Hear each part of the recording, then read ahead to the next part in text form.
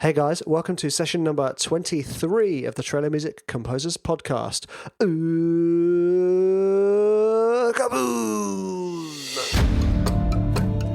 One man with one microphone who is still incredibly proud of his daring feat of doing the ledge bungee in New Zealand. Welcome to the Trailer Music Composers Podcast. Hey guys, welcome to another episode of the Trailer Music Composers Podcast.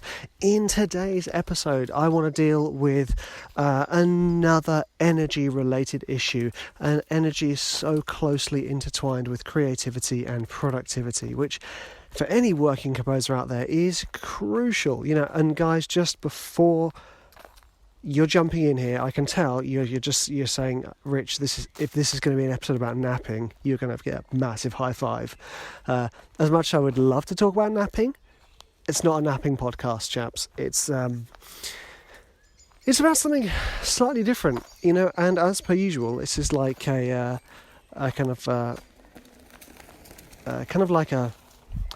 little G up for me to remind this. It's like a Rich, remember how important this is, and this is like a huge life thing too. I think this is turning into a life coaching podcast.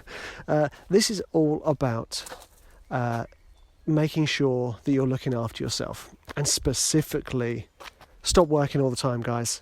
And I'm not saying that because you're my competition and I want you to work less so I can work more. That's outrageous. How dare you suggest such a thing? I am suggesting it because, do you know what?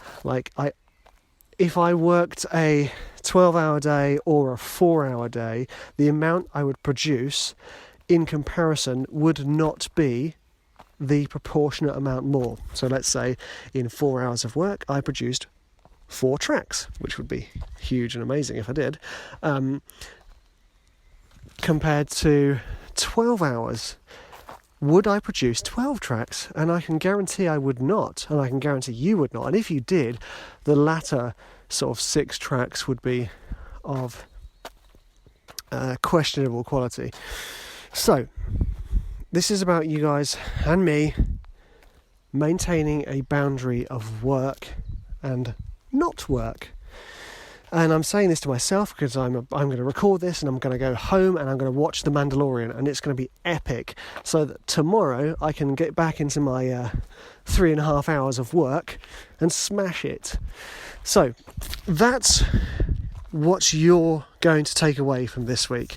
It's almost, I feel like I've reached a conclusion already. Have I done this wrong? Have I done the conclusion first and then I'm going to give I have, haven't I? Never mind. I'll just keep talking because it's an important message that I need reaffirming to me all the time. You know, I've got this little voice in the head of me, in the back of my head, that's like, Rich, you know, you've got to be working.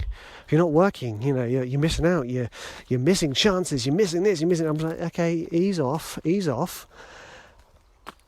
If you return it back to like an energy thing and a happiness thing, I have been a million times happier working less. I mean, I think that's probably a huge amount to do with the fact that I have children since I've been working less.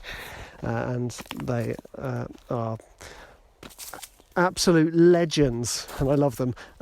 But it's also about the fact I've been working less and taking time away. So any of you, I can guarantee all of you, if any of you are computer game players or have been at one point, you know, I would say my favourite computer game of all time would be Ocarina of Time, Zelda.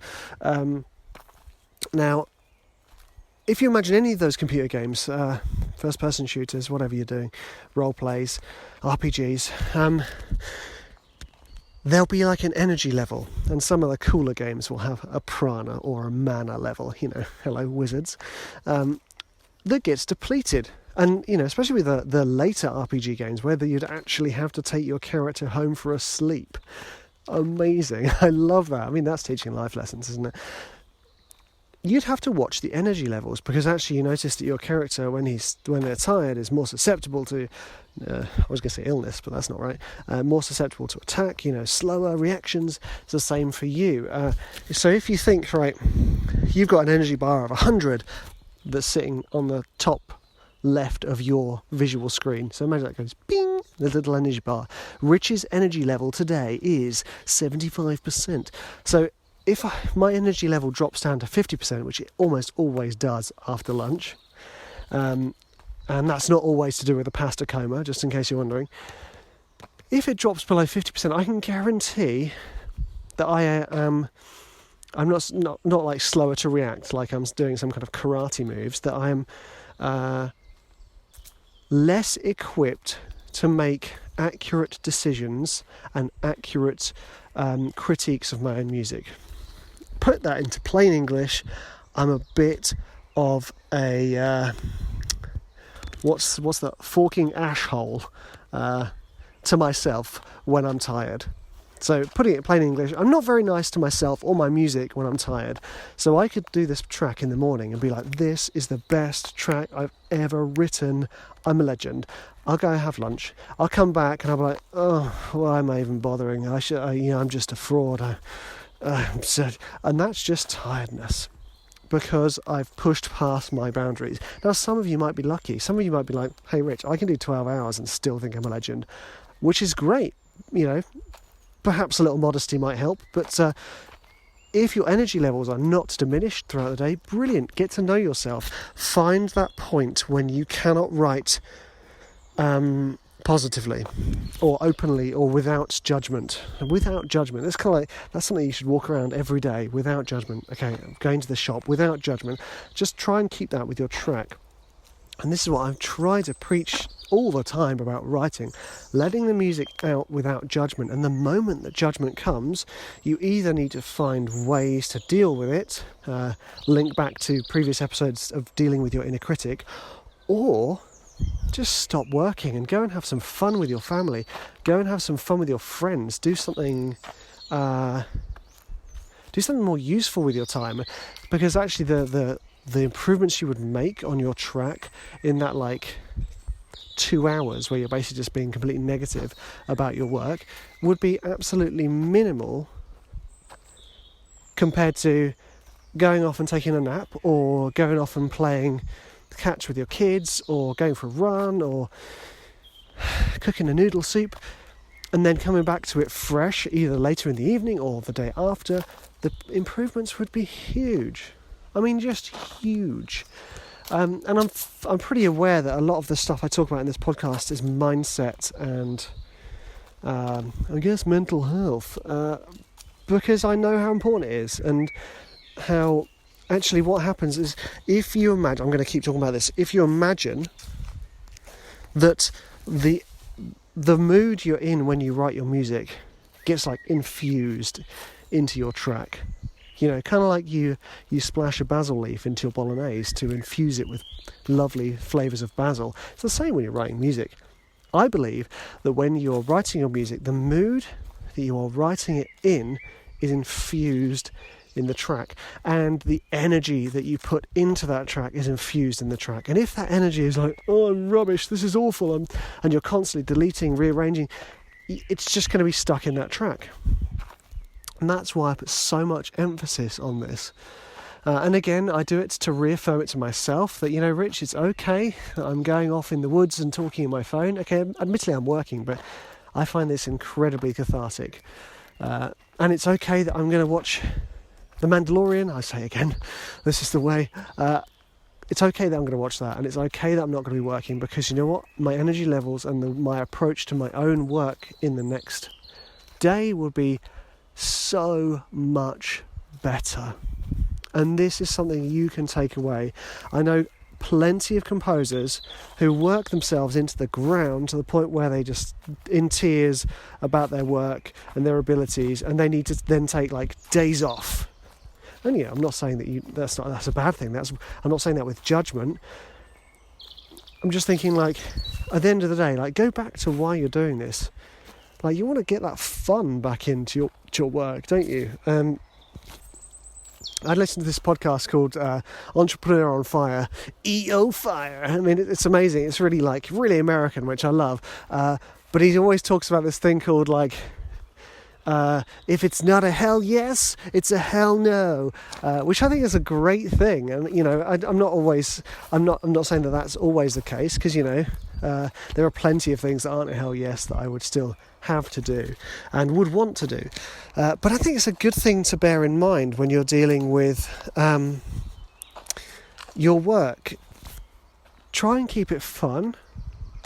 And if you're sat there beating yourself up about your mix, or beating yourself up about all these other things, then you're not doing yourself any favours. The amount of time in my composition life I spent just basically laying into myself about my abilities to mix makes me a little bit sad, because I'm like, oh, okay, I was kind of missing the point, because what I was doing was focusing on the wrong thing. I wasn't focusing on actually, maybe mixing is not my bag. I mean, I can do it and I understand it. I can't do it to the amazing abilities of someone like Cody Still, for instance, who's phenomenal at it. And the fact that he can write like that, then mix and master to that level, I mean, I doff my hat to you, sir. And obviously actual mix engineers like Toby Mason, for instance, who thankfully mixes and masters all of my tracks to sound as beautiful as they do. Focus on what you're good at, and if you're good at something else other than mixing, you can learn the basics of mixing, and perhaps you will get in with, maybe you can team up with a producer who is really good at mixing and mastering. So I do a lot of work with Kieran Birch. Me and him work on tracks together, and the way we work is like, he does the bits he's good at, I do the bits I'm good at, and it just works. And the tracks sound immense, mostly because of Kieran's stuff, but I love the stuff we do, and it's so much fun, and that's why I like doing it. And that's what you need to remember, and that's why I'm suggesting to you to stop working so much and do something else. That sounds like I'm like your father going into your room being like, stop this dream of being a trailer composer and go be an accountant. I'm not saying that, although, that's quite funny. I'm saying, how many of us have had that conversation? Not necessarily accountant, just replaced with something else, like a generic air quote good career. No bitterness. Right, anyway, what I'm saying is this, guys.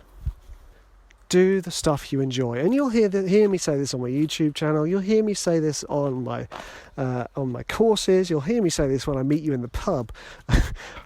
It's almost like I'm a strange little record on repeat but it's just do the stuff you enjoy, because what happens is that the energy, that good stuff, that good energy will go into your track, and people will notice it and pick up on it.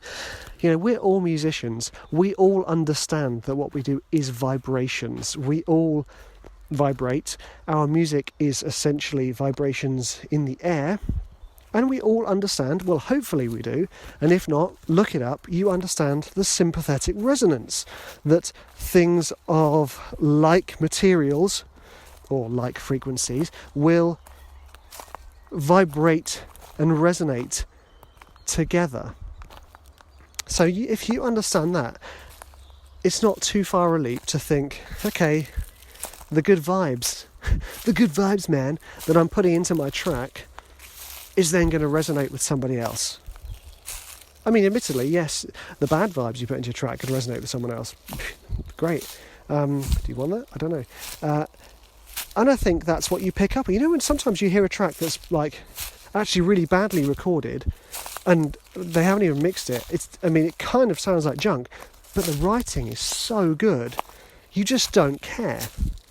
And that's what I'm always reminding myself of when I'm writing, because my journey and my learning thing is about polishing the product. That's where my inner critic takes over, and that's what I'm still working on. Always working on that. We're all working on that. It's a daily thing. It's daily practice. We've got to learn our lessons. So the energy we're putting in is then going to be received. And if you put good energy in, I think that will attract good stuff to your music. Yes, you might be turning this off going, what a hippie. Well, in that case, you're probably not my type of listener. Whoa, well, that was really aggressive. I didn't mean it like that. Well, I suppose I did, actually, really. We're not vibrating on the same frequency, dude. I believe that the music you put out, the energy that's in that music, then brings that good energy back to you. So do the stuff you enjoy, and when you get tired and negative, take a break. Oh yeah, it's a really long-winded way of saying the same thing I said at the start of the podcast, isn't it? Yeah, but this is the thing I love about all this. It's like the fact that you can have a single, simple message that needs to be constantly reiterated isn't a bad thing. And it's often the simplest advice that we overlook, and that's why we can keep reiterating this, because we all overlook the simple stuff. We all go, nah, it's all right, I'll do another 2 hours of tweaking my knobs on my synthesizer, guys, filthy, tweaking my synthesizers. I'll just do another 2 hours of it, even though it doesn't produce anything, unless of course you are actually learning the art of synthesis, in which case, go for it, man, go for it. But otherwise, just know that time when you're like, oh gosh, I'm basically just clicking endlessly, listening to my track over and over again. And I know some of you do not suffer from this at all, and great, I have a huge respect for you if you don't. But I know I do, and that's how I've gotten over it, by working less. And I've been more productive. I've had more energy. I've had more productivity. I've had more placements. I had 12 trailer placements like a couple of months ago in a single week. 12 trailer placements in a single week. Had you told me when I started out that actually, Rich, if you only do a few hours a day, you'll get more than you think that you could get in a year in a single week. I mean, wow. Isn't that amazing? And I'm not saying that to gloat. I'm saying that's like an inspirational thing. I would never have thought that. Like when I first started, I was like, if I can get 2 trailer placements a year, that would be amazing. Yes, it would be amazing, and it still is amazing getting 2 trailer placements a year. But getting 12 in a week, what the fork? That's immense. Loving it. And it just piles on more good energy, more positivity into my work. And that's what it's all about, the positivity and the good energy into your work. And I'm not saying that you're always going to be doing upbeat stuff. Most of my stuff, if you know the stuff I produce, is definitely not upbeat. But I blooming love doing it. It's so much fun. So that's the main thing I'm going to say to you guys.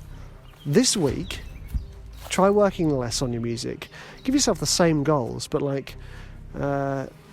just limit the time you have to do it. So you'd be surprised about the effects it will have on your productivity and your energy levels and your mood.